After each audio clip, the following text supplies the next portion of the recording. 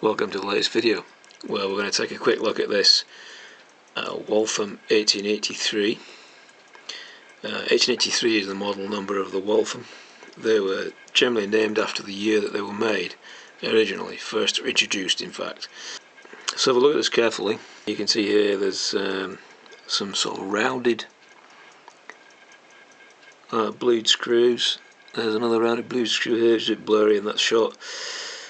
And there are blued screws at the top, blued screws just here, and we have got silver screws on the bridge there.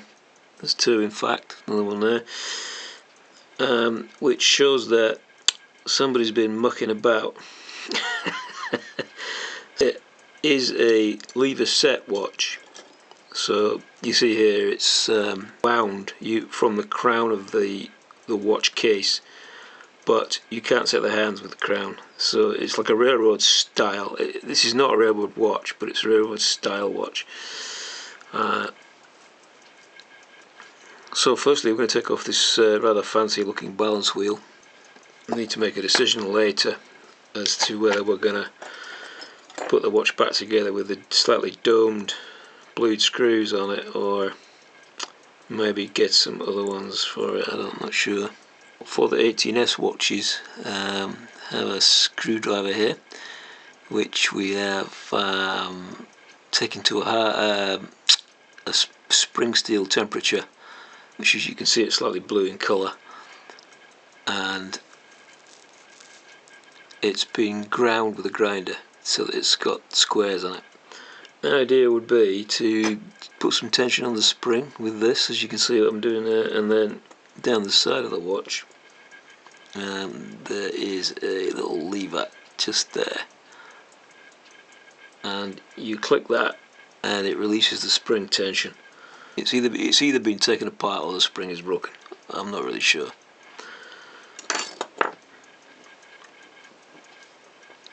So usually you do the tension after you've taken the balance mechanism off the top there, so that it doesn't get broken. To remove the dial, Waltham watches have these little screws here, which you can just see next to my finger there, and there's three of them around the edge.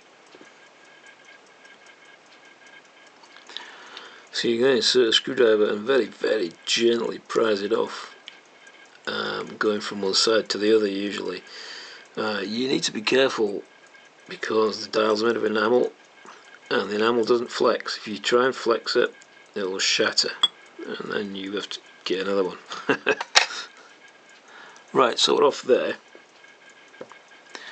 and this exposes underneath the lever set mechanism for the watch. So in order to set the hands of the watch, you pull this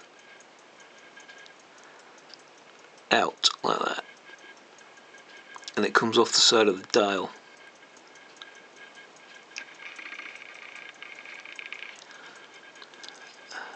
And then if you release it, you can see it's now pushed the idler wheel right down into the recess so that it doesn't connect with this anymore. And when you pull that, it lets the idler wheel pop back up again. It's an interesting old mechanism. Quite a few watches work this way. You can also see here some very hard old grease, which suggests that it's been like that for a while. So noting that there's no dial washer on this.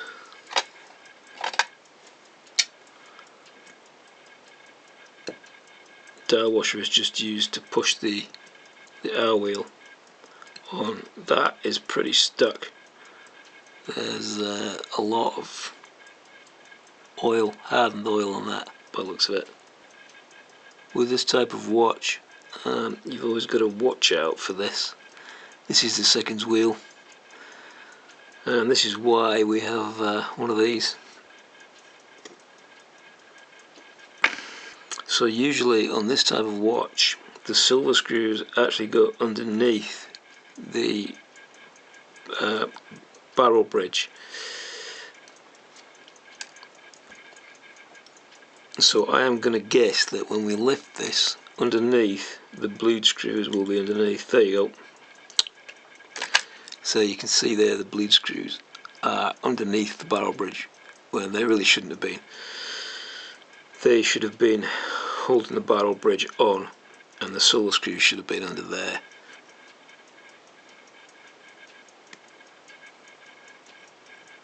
So it seems that this last screw here is a flat screw rather than a dome screw. So possibly the previous owner actually lost one of them. Barrel should just lift out. It is designed to do that, and we'll have a look in that in a moment. So 13 joules. So if you say that there's a 2 cap joules on the balance cock system, 2 whole joules, that's 4.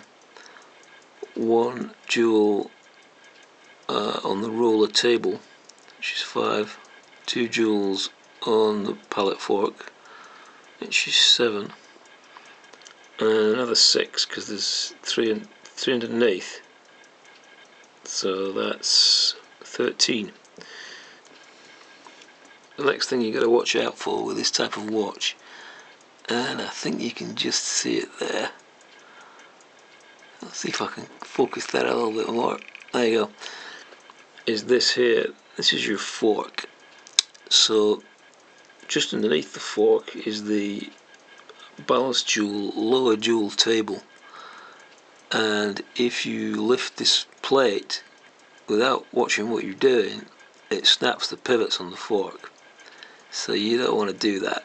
So what you generally do is you stick a screwdriver underneath the fork down the side, because we just bring that forwards a little. The fork is just there, so you're going to stick your screwdriver underneath, and then when you lift the case up, you jiggle the screwdriver on the fork so that the fork comes up properly when you lift the top off. So one of the things that I generally do is I generally just loosen off the connection. So you can loosen it a tiny bit and it won't muck it up. And then when you lift the bridge off, you stick your screwdriver underneath, and then your fork should be either there or attached to the back of it. There you go, it's attached, look. Still attached to the back. And it's intact as well. So there you go, that's in focus now. What you should do really now is inspect all of the jewels and the back of the plate, and you see here, just make sure that none of them are cracked. And if you actually look at that top plate there, see there's like a big line across it. It's always a bit suspect when you see stuff like that, so you should always just check it out and make sure that it's okay, and see if you can work out why. It doesn't actually look like there's a problem there. The next thing you should check once you've got everything apart is that serial number on that bridge there actually matches the inside of the barrel and the top plate, which you can probably just see there's a top plate one, and there's a patent number there as well, and there should be a number on the bottom plate too, and there should be a number on the bridge. If you're selling these watches to collectors, they're going to want matching numbers.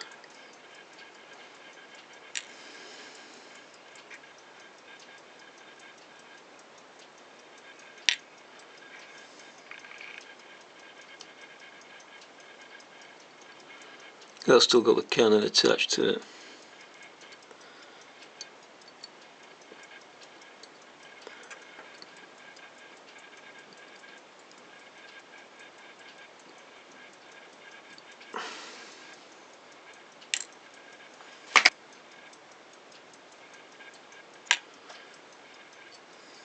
See just there's evidence of somebody punching that to try and squash it down a bit. So they may have been having difficulty with that particular screw, possibly. This particular spring looks okay. This looks okay. It's not turning very well. I think it's maybe a bit dirty, but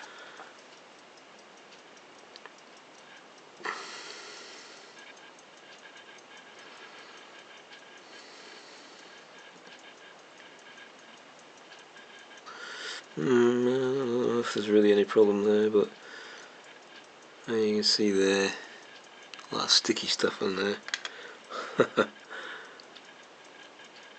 So you need to watch this little spring here. I usually do take it off so it doesn't get damaged, but that one isn't pushing out too much, so it's actually worse on the Elgin watches, that one. But anyway.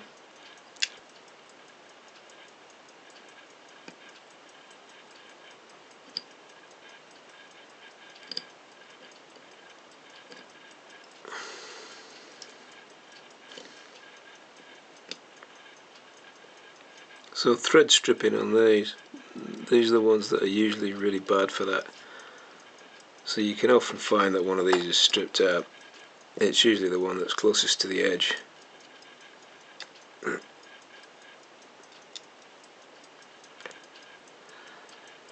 That is the spring ratchet retainer.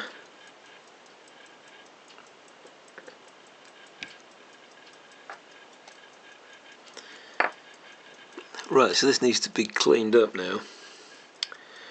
I don't usually remove the springs until I'm doing the greasing itself, so I'll just leave that as it is. That's what it looks like with the springs left on it.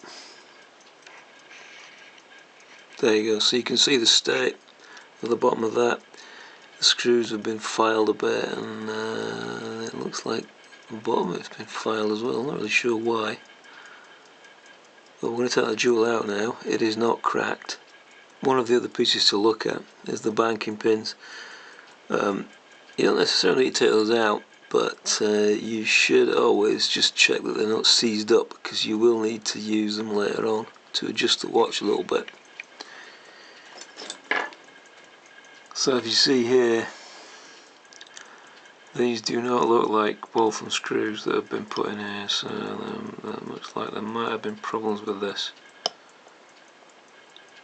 They are a bit flat, they're not coming out that easily. The other one is too. So we're going from the other side with the tip of the screwdriver to push them out. There you go, look at this little beauty. This is an Illinois Miller Railroad watch. It seems to be doing alright. Okay, so to push the jewel out, we have this half round punch, which allows you to push it through without actually touching the crystal material, and therefore you're not going to crack it. Well, hopefully not anyway.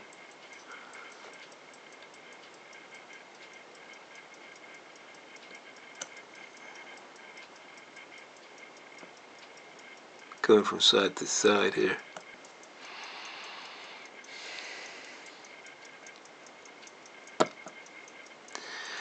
Okay, so these are the jewels. They fell into some fluff, so they are a bit dirty. So they do not look damaged, they look pretty good actually. So we'll measure the pivots on those, possibly a bit later in the video, and do a quick check. So this is the screw, and that is a genuine Waltham jewel screw. So those are the two that came out of it. This one here is the genuine Waltham, and the other two are the ones that came out of it. They've got the same thread and they're about the same length, so they are probably okay. But I think I'm going to replace them because the heads are chewed up. Alright, so the balance wheel is removed by undoing that screw just there.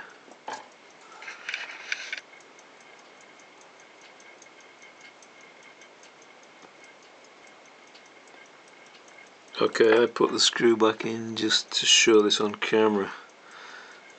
Pretty difficult to do actually.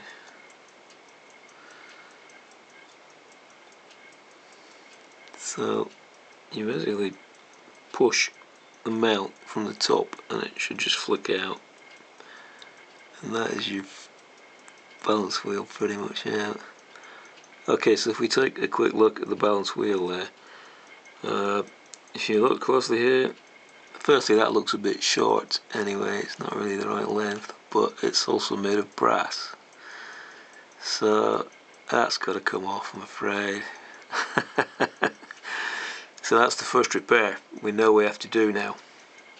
But you can see, those of you who've got experience with this kind of thing will know straight away that there's supposed to be an axle just there, and there isn't one. So that looks like our second repair that has to be done.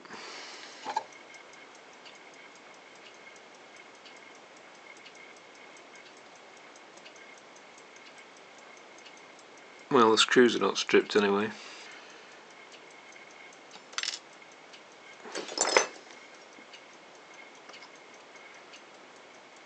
So just here, there should be an axle and there isn't one. So I'm not really sure what's on the back side there. Looks like somebody might have soldered that actually. So that's the piece which needs repairing. Somebody has actually put an axle on one side of it only for some reason, and they have used what looks like soft electrical solder, and it doesn't grab very well. It's also rusty on the back, which is strange. And on the other side there are these sort of file drag marks. But honestly folks, look how beautiful that is. Nobody takes the trouble these days to do stuff like that, do they? Wow.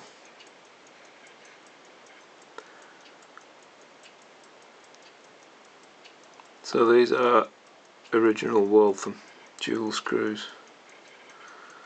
That's just wobbling because I got my finger on it. Don't worry about it. And this jewel is not cracked either. So I think we got lucky. But I think the reason this watch was discarded is probably because of that regulator partly. So this is me going at it with a hollow punch again.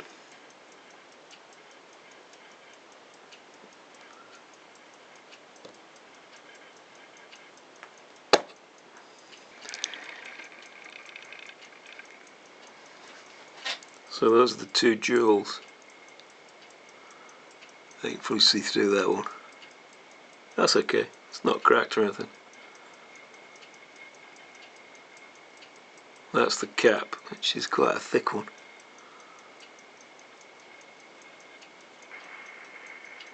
Okay, so that's the watch disassembled. Look at that lovely Miller. That's beautiful. Absolutely beautiful old railroad watch. This is one of the railroad watches that was put in place before the, I think it was the 1912 regulations or something. So it's not strictly a railroad watch for later in 1900, but it is a railroad watch. So there we are, all of our parts. That amazing decorative bridge on there. Got two repairs we know need doing. We've got to evaluate all the wheels and make sure they're okay. Got to clean out all the pivot holes, and we've got to have a look at the barrel and the barrel bridge and decide what kind of screws we're going to put on it. Okay folks, so that's the end of this little video. Thanks very much for watching folks.